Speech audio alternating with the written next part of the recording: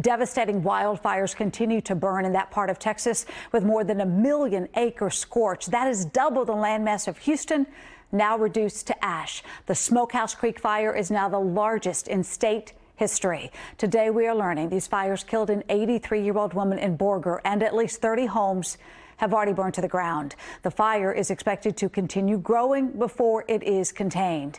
I want to show you a map that shows you the sheer size of the Smokehouse Creek fire once again, now the biggest in state history, that new development in the last hour or so. This is not the only issue, though. There are 5 separate fires burning in the Panhandle region, each one demanding action from already depleted firefighters.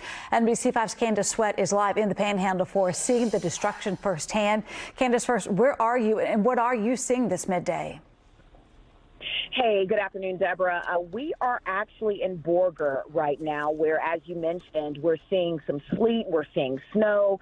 The temperatures have dropped significantly. There is wind, and it's wet on the ground, but still heavy, heavy smell of smoke in the air. Really no surprise, because we now know that this is what is being called the largest wildfire in state history. So even with this weather, even with the precipitation coming down, still, this is problematic. This is a large fire. Can't be underscored how devastating this is.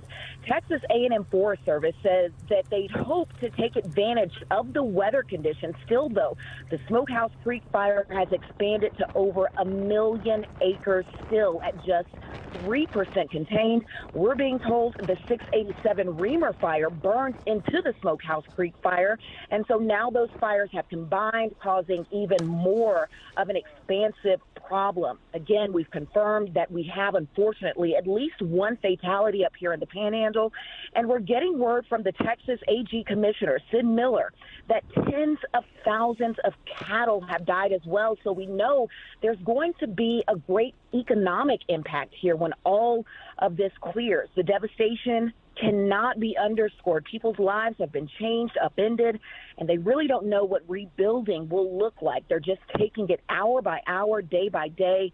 Again, we're on the ground tonight. We're going to try to get into Fritch, which is nearby Borger, maybe take a look at Tampa and Skellytown, which we know have also been hit hard, and of course Canadian, and we'll bring you the latest in the evening shows. Deborah. Okay, just incredible images and information there. Candace live for us there in Borger. A number of organizations in North Texas are on the ground in the Panhandle this midday.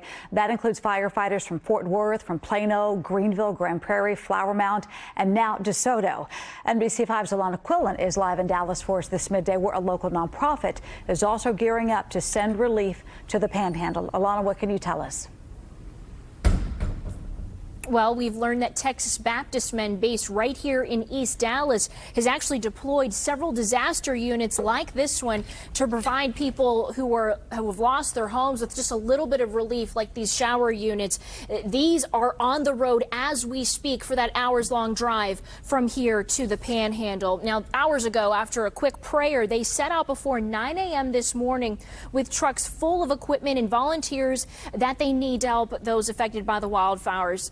That includes those shower and laundry setups, rigs to serve hot food, pallets of water, chainsaws, charging stations, generators, a cell phone and Wi-Fi unit for people to get connection, even recovery teams to help families sift through ashes. I'm told they already have volunteers on the ground in the Panhandle assessing the area. They plan to set up their mobile command unit in a town about 40 miles north of Amarillo, right in the middle of everything happening up there. And this all might feel like deja vu for the group, because they were deployed to the same area just last year for a devastating and deadly tornado. So a lot of these people have found themselves right back in the disaster area. So it is just devastating. And to think that not the usual time that you would see these kind of events, and then it just happens in a blink of an eye, just so quickly. So many homes damaged. We've heard about 100 homes damaged or destroyed that we're going to be up there helping with.